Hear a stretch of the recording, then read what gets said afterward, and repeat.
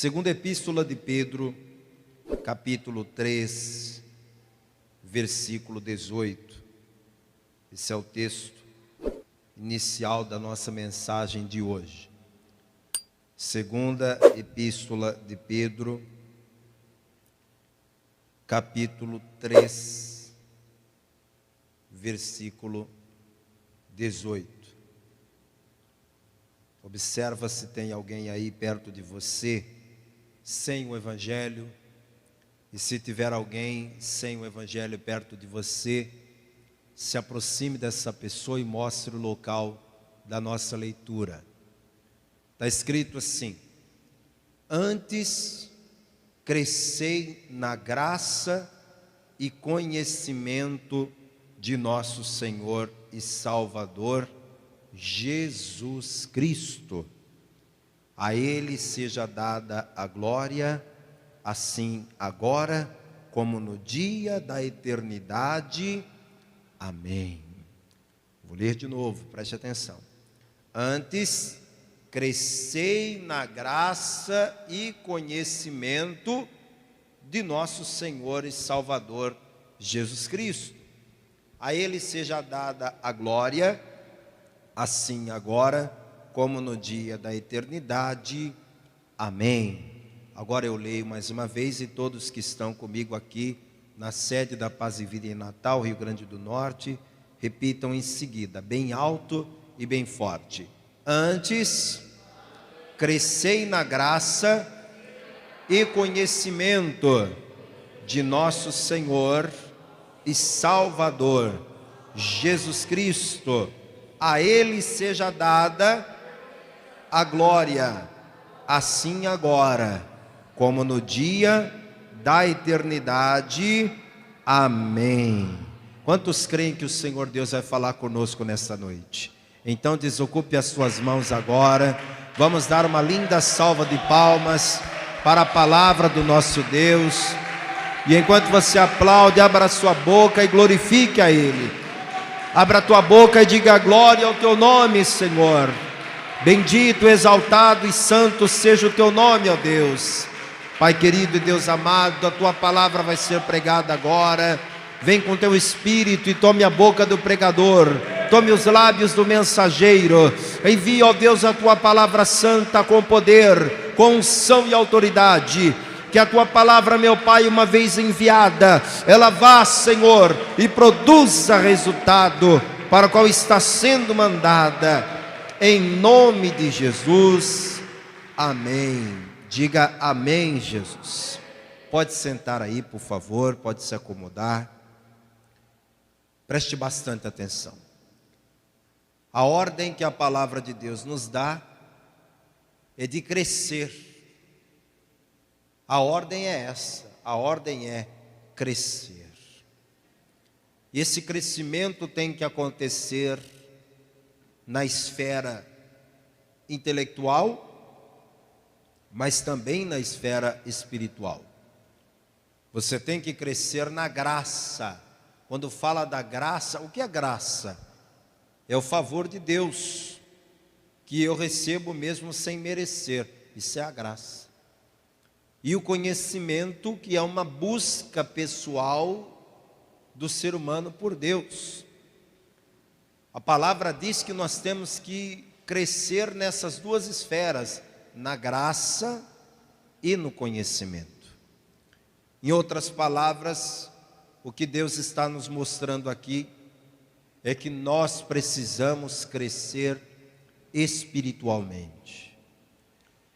Quando a gente fala de crescimento, nós falamos de uma coisa que é orgânica, é natural. Você um dia foi um feto, e como um feto no ventre da sua mãe, você foi se desenvolvendo e foi crescendo. Antes mesmo de nascer, você já estava crescendo. E aí quando você nasceu, não sei, tem gente que nasce menorzinho, tem gente que nasce um pouco maior. Talvez você tenha nascido com 3 quilos, 4. Tem bebê que nasce até com 5 quilos, pobre da mãe, não é? mas tem. Enfim, você já nasceu já num estado de crescimento, e esse crescimento no aspecto físico não parou, porque depois que você saiu do ventre da mãe, você continuou crescendo, e a gente vai crescendo, crescendo, crescendo. A gente passa pelo menos 2 décadas da nossa vida crescendo, basicamente 20 anos a gente está crescendo fisicamente, até que estabiliza, né? Chega uma hora que a pessoa não cresce mais, já cresceu tudo que tinha que crescer. Agora, no aspecto intelectual, o crescimento não para. O crescimento não para. Você pode continuar crescendo intelectualmente, independentemente de quantos anos você tenha. É um crescimento que depende de você. É você quem vai dizer: eu quero conhecimento, eu quero estudar mais, eu quero aprender mais. É muito legal quando a gente vê uma pessoa estudando já depois de uma certa idade, já depois de meia idade. É muito bom a gente ver isso, porque mostra que a pessoa não cansou de buscar o conhecimento. Ela quer continuar crescendo. Só que existe um crescimento que ele não é orgânico, ele não é natural, ele não vem por conta própria. Você precisa buscar, e buscar intensamente para conseguir alcançá-lo. É o crescimento espiritual. É diferente do teu corpo. O teu corpo naturalmente cresceu. Uma vez que você foi gerado no ventre materno, aquele feto vai crescendo, e depois que você sai da barriga da mãe, você continua crescendo, e vai continuar crescendo até chegar à estatura de homem, até a estatura de mulher, e aí acabou a fase física de crescimento. Mas eu estou falando hoje de crescimento espiritual. Quantos aqui almejam crescimento espiritual? Quem quer crescer espiritualmente? Se tem uma coisa que todo cristão verdadeiro precisa buscar, é o crescimento espiritual. Você não pode ficar estagnado na tua vida espiritual. Você não pode chegar a um ponto da tua vida com Deus que você não cresça mais. Você tem que continuar crescendo. Se tem alguém do seu lado aí, diga para ele: você precisa continuar crescendo. Se você for no dicionário procurar a palavra crescer, o verbo crescer no dicionário é traduzido como um sinônimo de aumentar. Crescer é o mesmo que aumentar. Mas há outras explicações para a palavra crescer. Crescer, além de aumentar, também pode-se dizer que é desenvolver. Crescer é desenvolver. Crescer é amadurecer. E crescer também pode ser traduzido como prosperar. Falando de coisas espirituais aqui hoje, crescer espiritualmente é o que? Aumentar. Aumentar o que, pastor? Aumentar a minha comunhão com Deus. Quantos querem isso? Aumentar. Crescer é o mesmo que desenvolver. Você quer desenvolver os teus dons espirituais? Quer desenvolver o seu chamado? Quer desenvolver o seu ministério? Você precisa desse crescimento. Crescer também é amadurecer. E amadurecimento espiritual é maravilhoso. Não tem coisa melhor do que você conversar com uma pessoa que é um cristão maduro. Você já conversou com um cristão maduro espiritualmente? Não é edificante? Você paga para falar com aquela pessoa. É bom demais você conversar com uma pessoa que é madura espiritualmente. Ela te passa tanta fé, ela te passa tanta confiança. Você conversa com ela, ela te enche de experiências boas. Maturidade. O dicionário diz que crescer também é prosperar. E esse prosperar, a gente costuma traduzir a palavra prosperar como apenas ganhar dinheiro, mas prosperar é dar certo. Prosperar é o mesmo que dar certo. Então, quando você diz que algo está prosperando, é o mesmo que dizer que está dando certo. Você precisa ter uma caminhada próspera diante de Deus. A tua vida com Deus dando certo, o teu chamado dando certo, o seu trabalho na obra de Deus dando certo. Como esse crescimento não é automático, ele precisa ser provocado. Existem princípios que a palavra de Deus nos revela, e que esses princípios é que nos levam ao crescimento. Porque não existe um remedinho que a gente toma para crescer espiritualmente. Existem uns medicamentos aí que dizem que faz a criança crescer. É ou não é? Tem ou não tem? Talvez você, quando era pequenininho, a tua mãe te dava uns remédios lá que dizia que era vitamina. Toma, meu filho, isso aqui é para você crescer. É? Tinha criança que o pai e a mãe davam um tal de biotônico Fontoura. Lembra disso? Que era para abrir o apetite. Eu tenho fome até hoje, de tanto que eu tomei aquele negócio lá. Mas enfim, tem um remédio espiritual para você tomar, dizer, pastor, me dá 2 doses desse remédio, me dá um comprimido aí para eu tomar e crescer espiritualmente? Não tem remedinho não. Não tem não. O que tem são princípios. E princípios são coisas que você aprende e põe em prática. Se você aprender o princípio e pôr ele em prática, vai funcionar e vai trazer o objetivo final, o propósito final, que é o crescimento. Eu vou falar de 7 princípios para o teu crescimento espiritual, e será muito válido você anotar para você não esquecer. O primeiro princípio que vai te trazer crescimento espiritual, sabe qual é? É aprender a esquecer.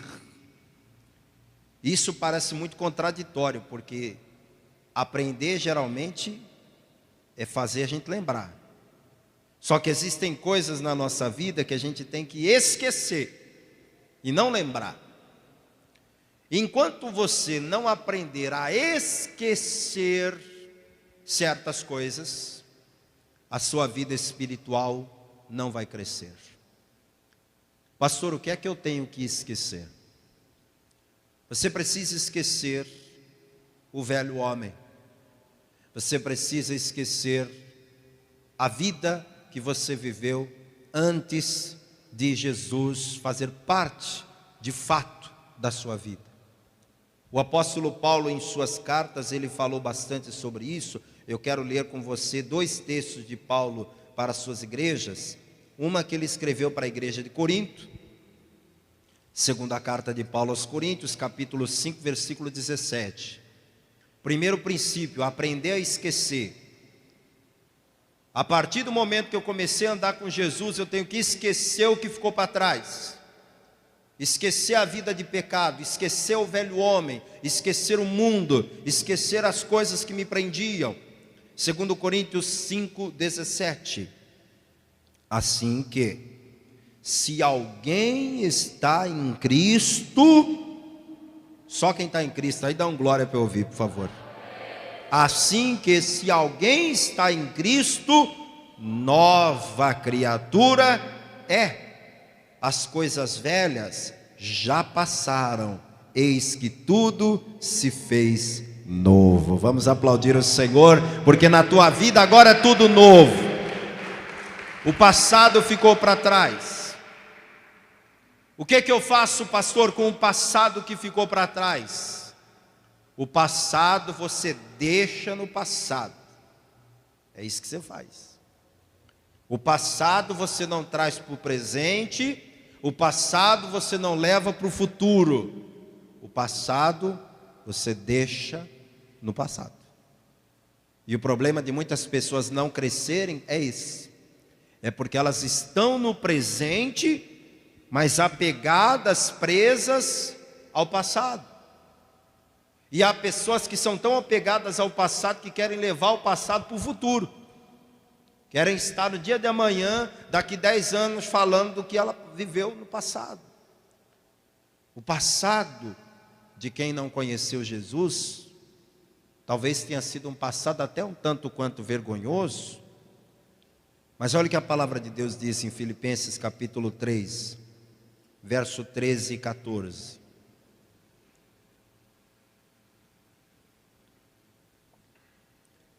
Irmãos, quanto a mim, não julgo que eu haja alcançado, mas uma coisa faço, e é que, esquecendo-me das coisas que atrás ficam, e avançando para as que estão diante de mim, prossigo para o alvo, pelo prêmio da soberana vocação de Deus, em Cristo Jesus. Quem está falando isso aqui, sabe quem é? Era aquele homem que perseguia a igreja de Cristo. Quem está falando isso aqui era aquele homem que assinava embaixo quando alguém dizia: vamos apedrejar o crente até a morte. Opa, vamos lá, estou dentro. Quem está dizendo isso aqui é o homem que tinha procuração das autoridades para torturar, para prender, para matar pessoas pelo simples fato delas serem cristãs. E esse homem agora é um salvo em Jesus, e mais do que um salvo, é um pregador do Evangelho. Como é que ele lidava com isso, hein? Como é que ele lidava com o fato dele estar pregando para a mesma igreja do qual no passado ele mandava até matar, que no passado ele criticava tanto, que no passado ele odiava tanto? Ele explica aqui, olha: o que eu faço é, esquecendo-me das coisas que atrás ficam e avançando para que estão diante de mim. Talvez você que hoje está na igreja, no passado era o tipo de gente que dizia: eu não vou à igreja de crente, nem que esse fosse o último lugar que eu vá no mundo. Talvez você hoje que está aqui na igreja, seja aquele tipo de pessoa que criticava o pastor, que criticava os parentes, os amigos que vinham na igreja, que cortava relações com alguém se ela começasse a falar de Deus. E olha onde você está hoje, bendito seja Deus, porque Ele te alcançou. O que você vai fazer agora? Esquecer o que ficou para trás e avançar olhando para frente. E sabe quem está lá na frente te esperando? O nosso Senhor e Salvador Jesus Cristo. Ele está lá na frente te esperando com a coroa de glória, com a recompensa preparada para você. O segundo princípio para você crescer espiritualmente, além de aprender a esquecer, é aprender a perdoar. Perdoar é uma coisa, amados, que não se existia, não falava-se de perdão antes de Cristo. Quem inaugurou o perdão de fato foi Jesus. Porque no Antigo Testamento, o que acontecia com os pecados? Os pecados eram encobertos. E um pecado encoberto não é o mesmo que um pecado perdoado. Porque um pecado encoberto é como um processo judicial arquivado. O que é um processo judicial arquivado?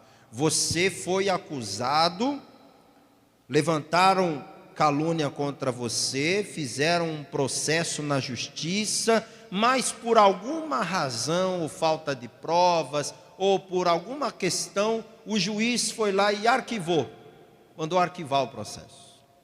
Como é que fica a tua situação? Você é uma pessoa que teve um processo contra você. Esse processo está arquivado, mas ele pode ser aberto se novas provas surgirem. É assim que funciona. A gente vê todos os dias no jornal, o político fulano de tal teve um processo arquivado. Se aparecer amanhã ou depois uma outra testemunha ou uma outra prova dizendo que aquele tal crime que estava arquivado, que não se fala mais nisso, tiver outra prova, eles reabrem o processo. No Antigo Testamento era assim. Tinha um pecado, esse pecado não era perdoado, ele era encoberto. Então a cada vez que o ser humano pecava novamente, mais uma vez vinha a condenação, mais uma vez vinha a acusação. Com Jesus, no período da graça, trouxe o perdão. E o que é o perdão? Deus não vai encobrir o teu pecado e dizer: vamos deixar de canto aqui, para ver se não aparecem mais testemunhas. Vamos deixar de canto aqui até que apareçam novos elementos. Não, o perdão é diferente. Deixa eu te mostrar o que é o perdão de Deus. Abra comigo aqui. Abra comigo. Isaías capítulo 43. Isso aqui é o perdão de Deus. Se você não sabia como era o perdão de Deus, fique sabendo agora como é. Isaías capítulo 43, versículo 25. Eu mesmo sou o que apaga as tuas transgressões por amor de mim, e dos teus pecados me não lembro. Está vendo o que Deus está dizendo? Eu, o Senhor, apago as tuas transgressões e não me lembro mais dos teus pecados. É assim que Deus perdoa. Não é um processo arquivado, é um processo deletado. Deus simplesmente apaga. Não há mais condenação contra mim, contra você diante de Deus, porque os nossos pecados foram apagados. E aí o que a palavra nos manda fazer? Perdoar, assim como nós somos perdoados. E a gente consegue fazer isso? Na maioria das vezes, não.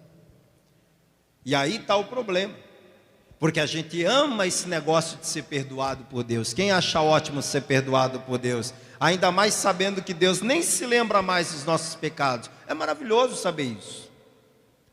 O perdão é maravilhoso de receber, mas é dificílimo de dar.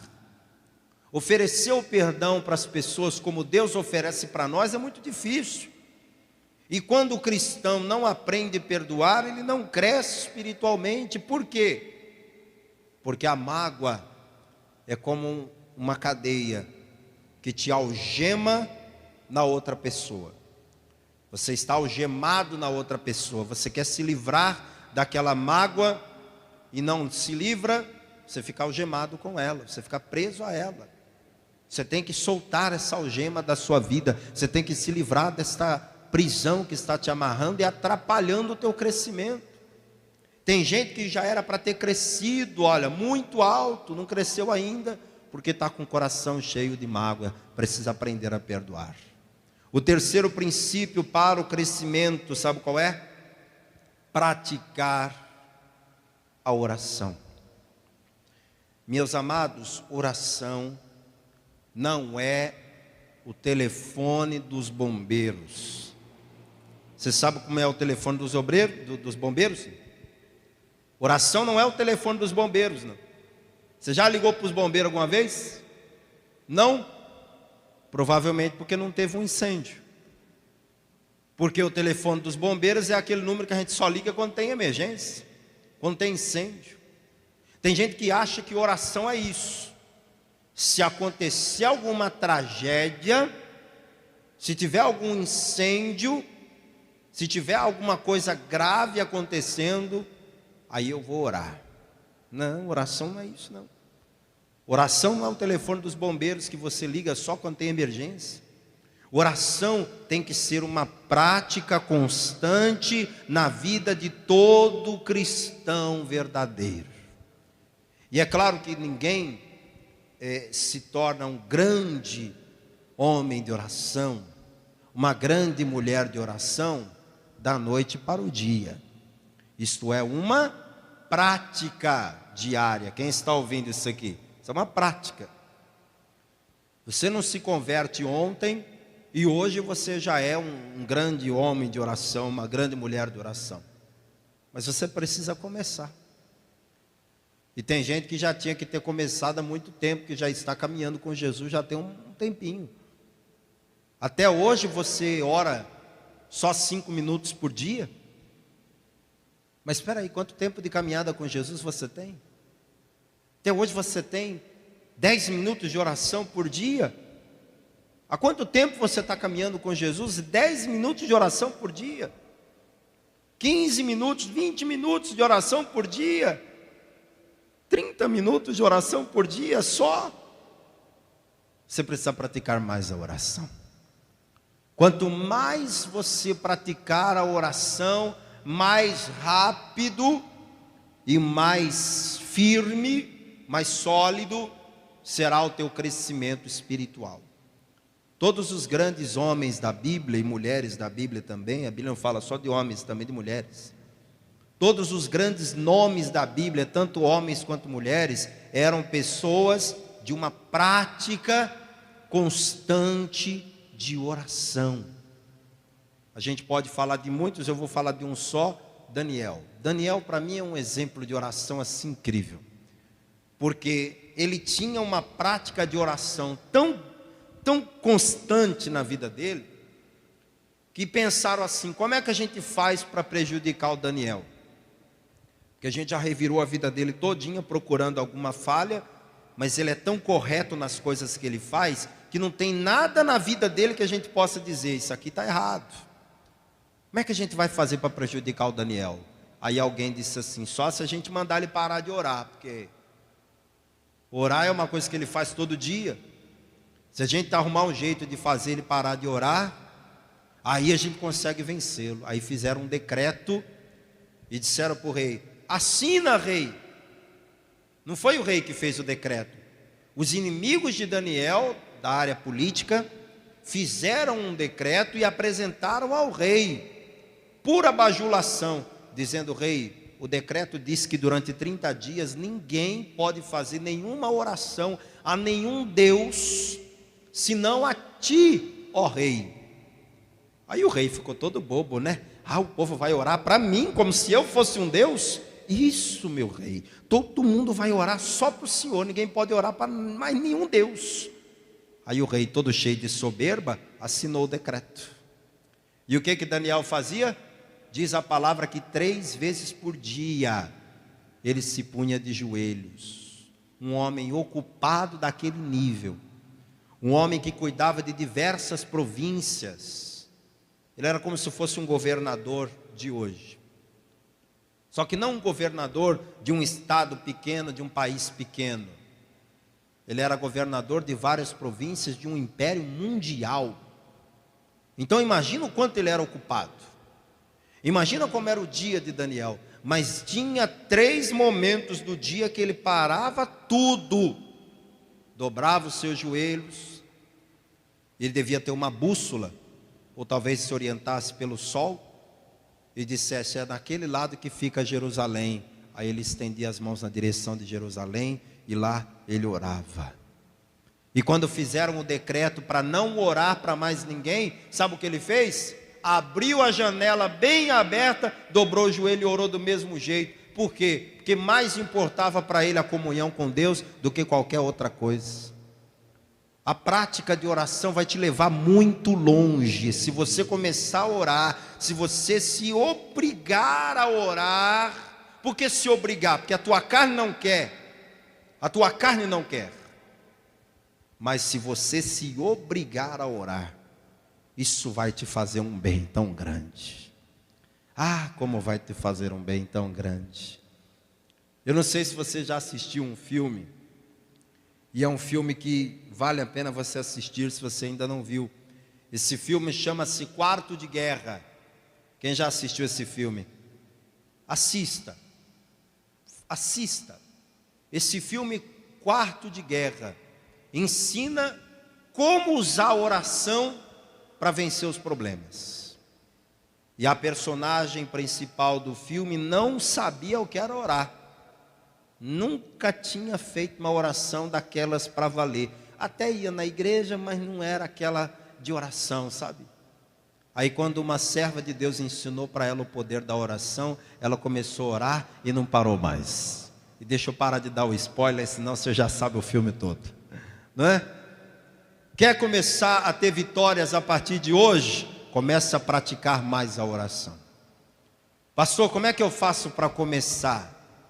Começa pouco e vai aumentando. Você não ora nada? Para quem não ora nada, 5 minutos de oração já é alguma coisa, né? Você não ora nada? Tem dia que você não ora nem para dormir? Então orar 5 minutos para você já é alguma coisa. Só que no outro dia você aumenta um pouquinho. No outro dia você aumenta mais um pouquinho. E aí você vai aumentando. No início, a pessoa vai orar, ela não tem concentração para orar. Ela se perde, ela está lá orando, de repente ela abre o olho, fica lá pensando na morte da bezerra. Ô gente, eu estava orando, onde é que eu estava mesmo? Isso é normal, viu? Faz uma listinha num papel, por que eu tenho que falar com Deus sobre o quê? Depois de um tempo você não vai mais precisar disso. Você começa a orar com as línguas naturais, de repente o Espírito Santo vem e te toma em línguas estranhas. Isso é uma coisa maravilhosa, você vai ver só. Mas tem que começar. A oração vai te proporcionar crescimento espiritual.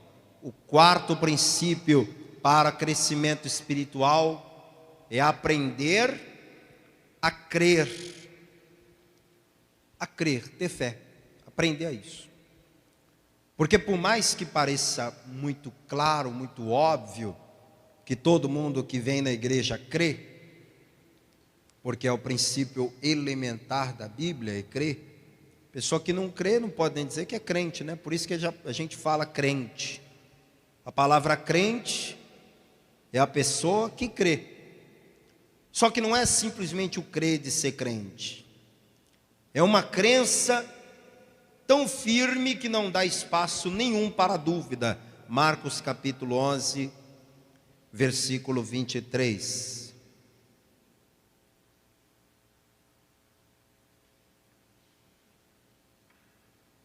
Porque em verdade vos digo, que qualquer que disser a este monte, ergue-te e lança-te no mar, e não duvidar em seu coração, mas crer que se fará aquilo que diz, tudo o que disser lhe será feito.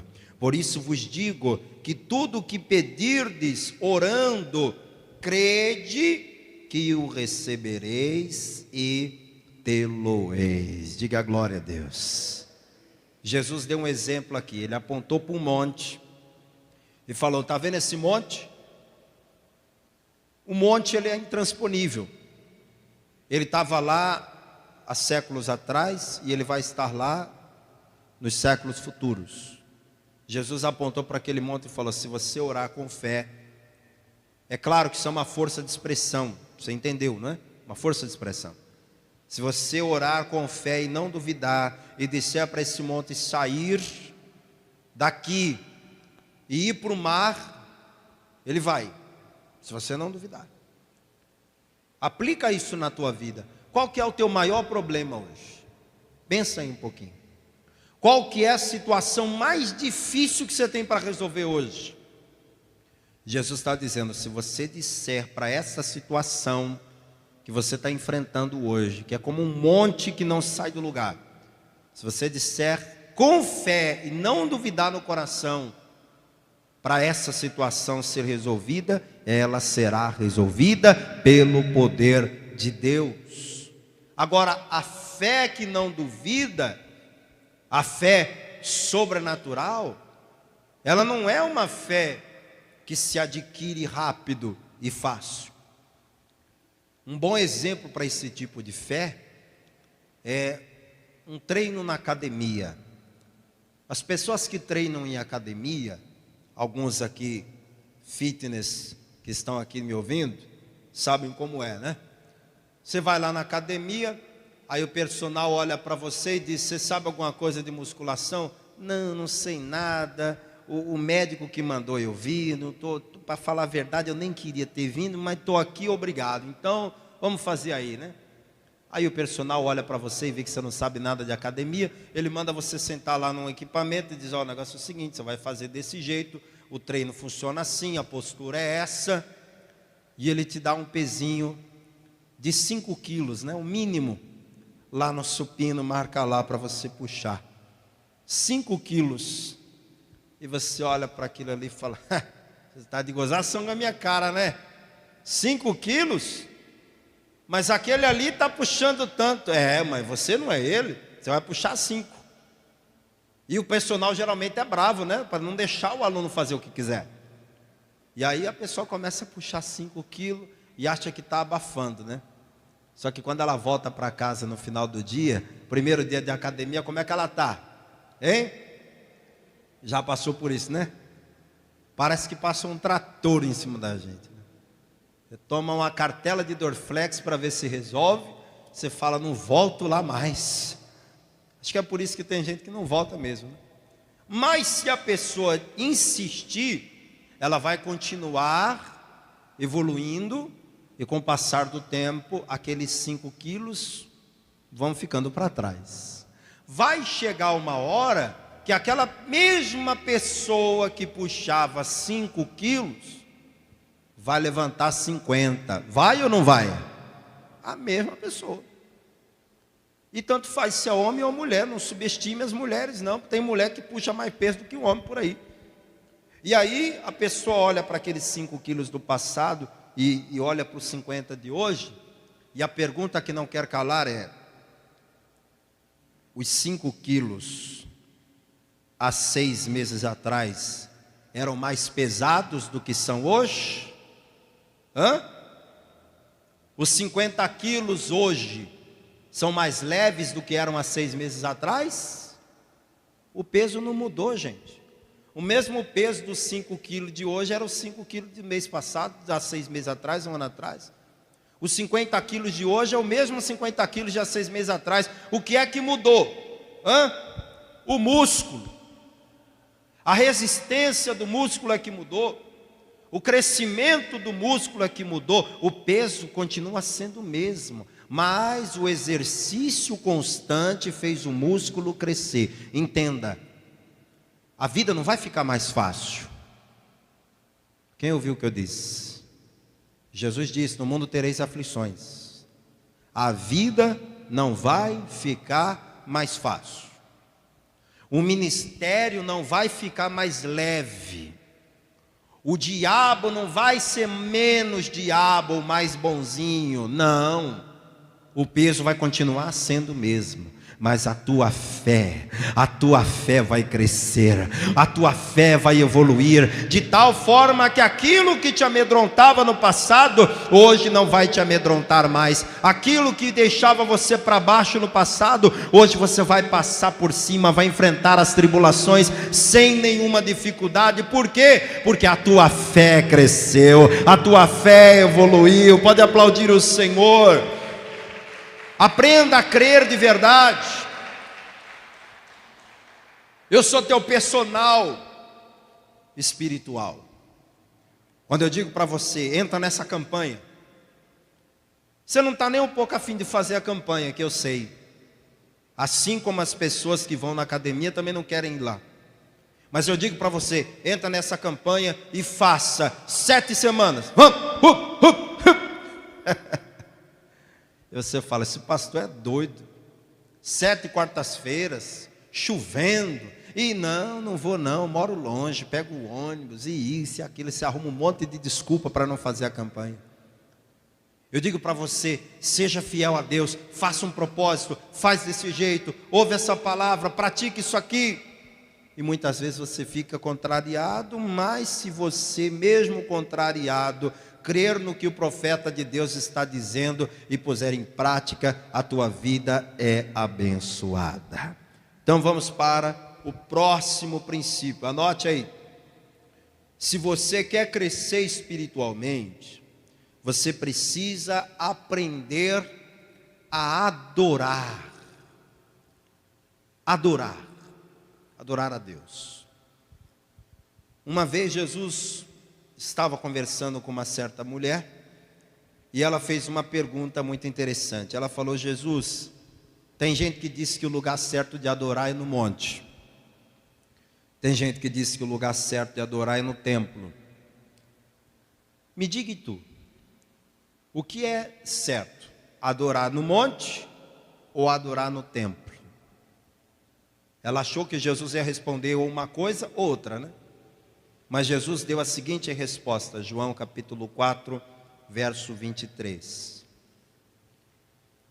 Mas a hora vem, e agora é, em que os verdadeiros adoradores, circule aí essa frase, verdadeiros adoradores, adorarão o Pai, em espírito e em verdade, porque o Pai procura a tais que assim o adorem. Aleluia!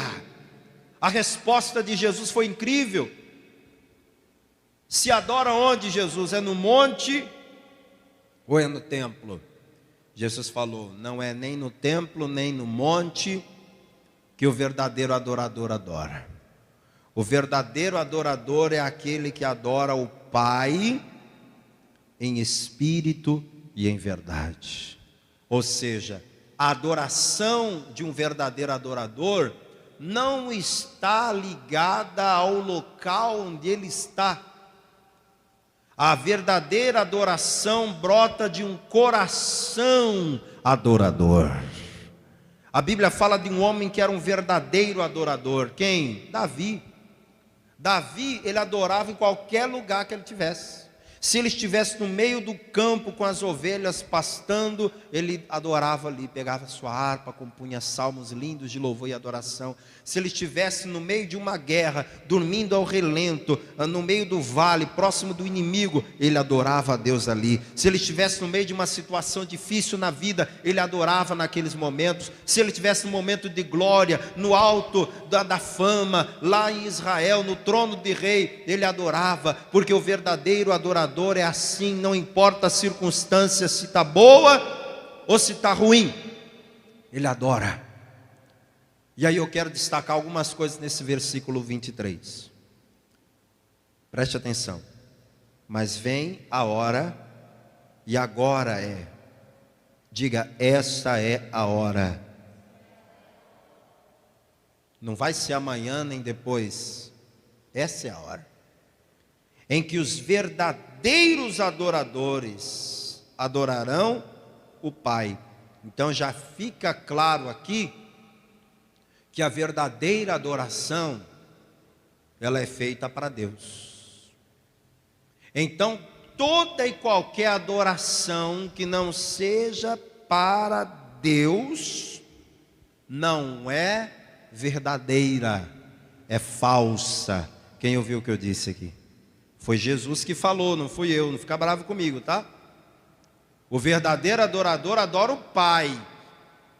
Então se a pessoa está adorando alguém que não é o Pai, mas era um santo, mas é a mãe de Jesus, mas foi um apóstolo que morreu pela causa do Evangelho, mas foi uma madre que ajudou os pobres, mas foi um papa importante, mas foi um mártir de não sei de onde, mas foi um sábio, mas foi um monge, mas foi isso, foi... Não importa quem foi, o verdadeiro adorador só adora o Pai.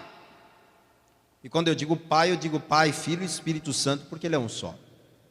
Então descarte qualquer outra adoração que não seja a Deus. Se ele está dizendo que vem a hora em que os verdadeiros adoradores vão adorar o Pai, se tem verdadeiro, é porque tem falso.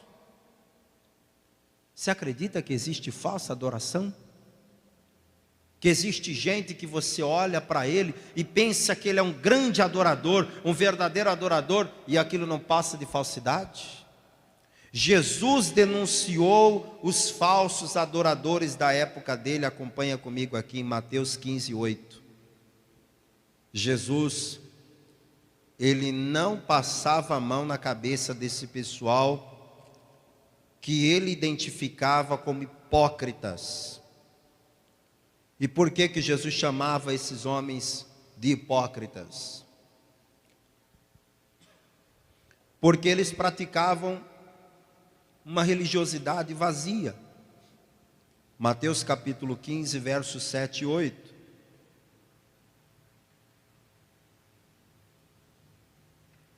Hipócritas, bem profetizou Isaías a vosso respeito, dizendo: este povo honra-me com os seus lábios.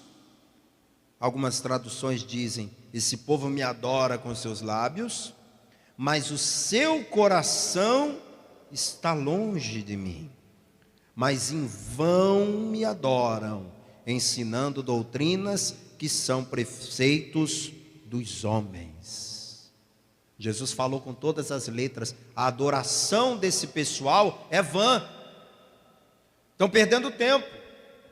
Você olha para eles, eles estão lá adorando com a cabeça coberta, com roupas especiais, com cinza, com panos de saco, estão vestidos de uma forma tão religiosa, mas é tudo perda de tempo, estão me adorando em vão, porque o verdadeiro adorador, ele é tão raro, que é o próprio Deus quem procura. Observe esse detalhe, todo mundo está procurando Deus, mas Deus só está procurando um tipo de gente, os verdadeiros adoradores. Será que se Deus procurar hoje aqui nessa igreja, Ele vai encontrar verdadeiros adoradores? Eu sou um, quem é o outro aí? Deus está procurando. E quando Deus encontra alguém que é um verdadeiro adorador, Ele para ouvir a adoração, Ele para receber aquele louvor. Amados, adorar a Deus nos leva a crescimento espiritual. Às vezes você diz: pastor, eu não sou um adorador porque eu não canto bem.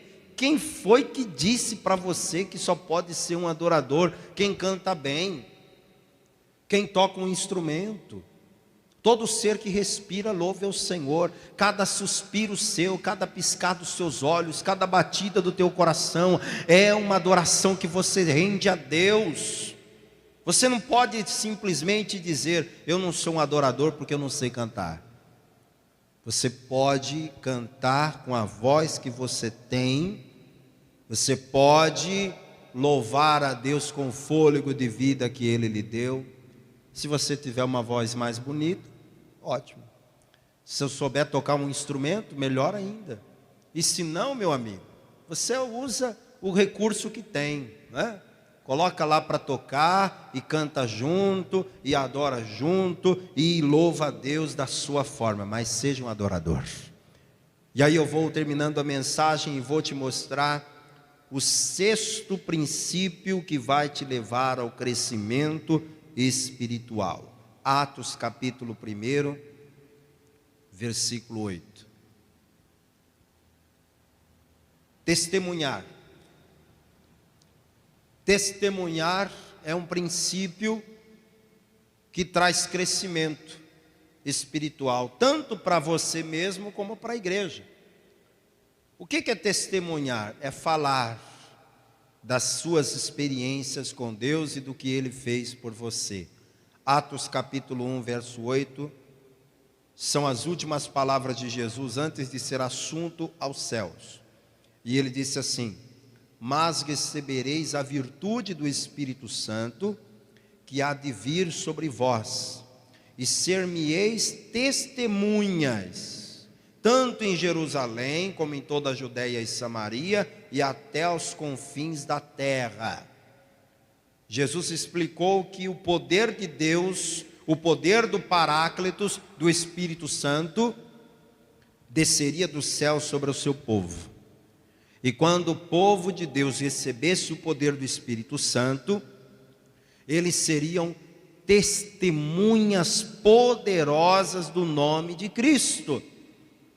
O que é que está faltando para muitos cristãos crescerem espiritualmente e a igreja de uma forma geral também crescer?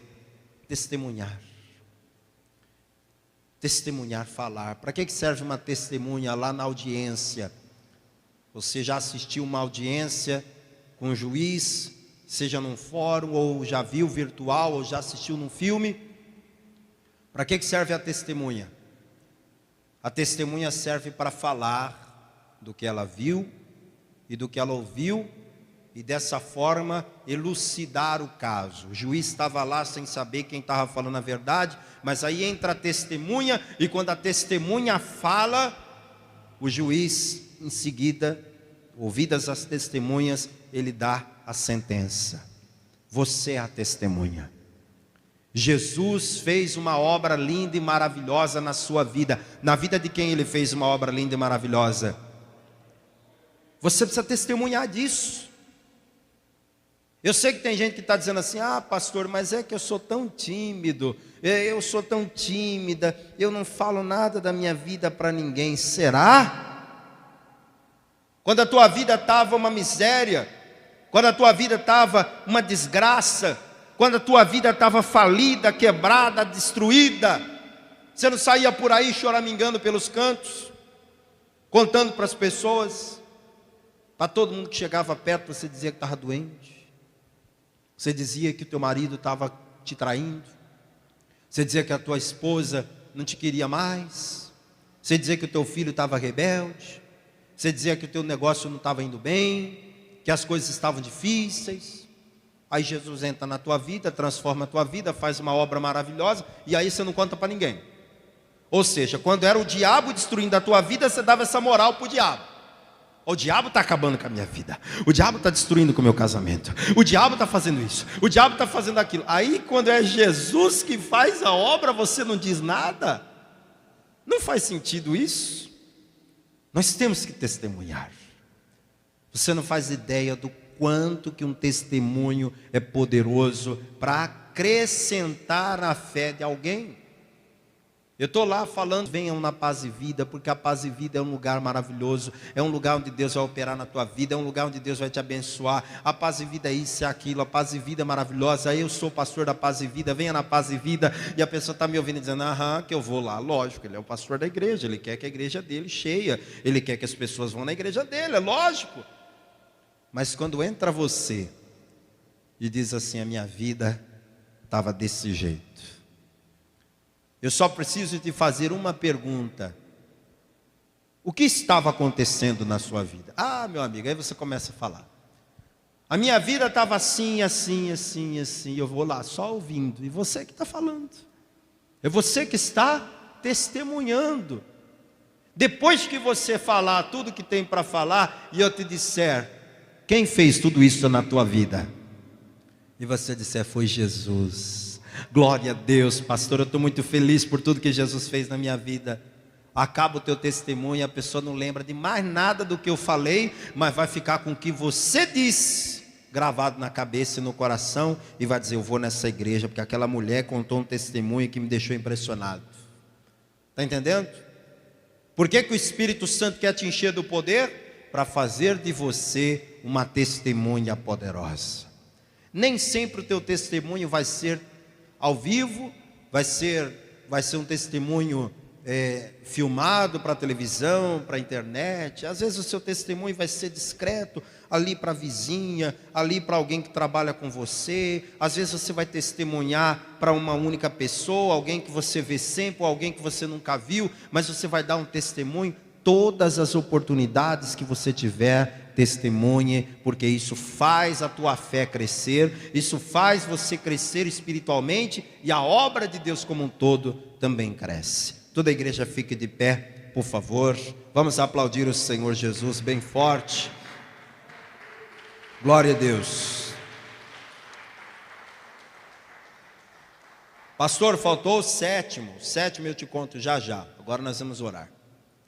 Vamos orar para que o Espírito Santo de Deus venha sobre a sua vida, para que Ele te batize, para que Ele te avive, para que Ele te renove. Eu vou pedir a todos que saiam dos seus lugares agora e venham até aqui diante do altar do Senhor. Por favor, venha para cá. O altar tem espaço para todo mundo chegar perto dele. Você pode ficar mais lá na ponta, mais aqui no meio. Pode vir, venha para cá. O importante é você chegar perto do altar. Chegando aqui, já vai fechando os teus olhos, já vai curvando a tua cabeça, e você vai se humilhar diante de Deus, pedindo perdão. Você quer ajoelhar? Estou vendo já pessoas se ajoelhando. Vamos nos ajoelhar. Vai pedindo perdão agora, vai fazendo a limpeza da casa. Teu coração é o templo onde o Espírito Santo quer habitar, e Ele só habita num templo que estiver limpo. Se a casa estiver suja, o Espírito Santo não habita. Ninguém gosta de casa suja, nem o Espírito Santo. Então vai limpando a casa agora. Vai se arrependendo dos teus pecados e pedindo perdão. Senhor nosso Deus e nosso Pai Todo-Poderoso, Pai Santo, Deus bendito e Deus amado, neste momento, meu Pai, eu oro com toda a tua igreja, te pedindo, Espírito Santo, vem. Vem, Espírito Santo de Deus, sobre todo este povo. As pessoas estão aqui diante do teu altar, de joelhos dobrados e com o coração aberto, te pedindo uma experiência contigo. Nós queremos mergulhar na tua presença, queremos mergulhar no teu rio da água pura e cristalina. Meu Deus, o Senhor bem sabe quais têm sido os nossos pecados, as nossas falhas. Às vezes foram pensamentos, às vezes palavras, às vezes atitudes que entristeceram o teu Santo Espírito. Mas agora eu te peço, meu Pai, traga perdão a esta mulher, traga perdão a este homem. Meu Deus, ajuda esta pessoa a se firmar, a crescer espiritualmente. Nós queremos crescer contigo, crescer na graça, crescer no conhecimento, crescer na comunhão, crescer no teu Espírito. Oh, meu Deus amado, enquanto esta pessoa clama, derrama sobre ela o teu Espírito, derrama sobre eles o teu Espírito. Oh glória, oh aleluia. Vai se levantando aí no teu lugar, toda a igreja agora, vai se levantando aí onde você está, diante do altar do Senhor, e vai se derramando na presença dEle. Abra a tua boca agora, abra a tua boca e vai buscando o poder do Paráclitos, vai buscando o batismo com o Espírito Santo e com fogo. Isso, glorifique a Ele agora, igreja, glorifica, glorifica. Abra a tua boca e vai dizendo glória, glória, glória, glória, glória a Deus. Oh, aleluia, aleluia, aleluia.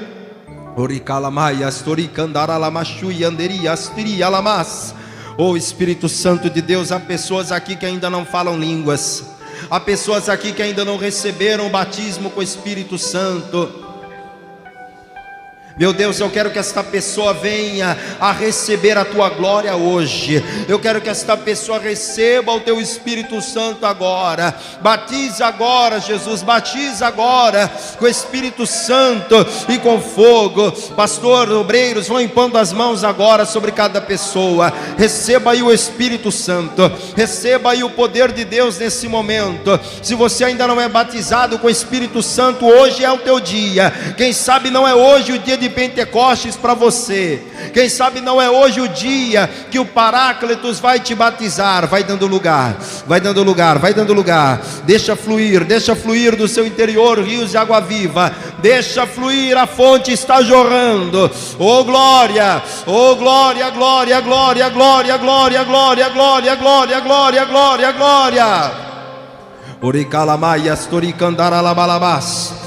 Remanaya Shorianderi Masturibicandara Lamanaya Shia Yalamas. Oh glória, vem Espírito Santo, vem Espírito Santo, batiza com teu fogo, batiza com teu fogo, reviva Senhor, aviva, renova, enche-nos da tua glória, enche-nos do teu poder. Vai levantando as suas mãos e adorando. Um dos princípios para crescer espiritualmente é adorar. Comece a adorar agora, abra a tua boca, vai adorando, vai recebendo o poder do Espírito Santo. Oh glória, oh glória.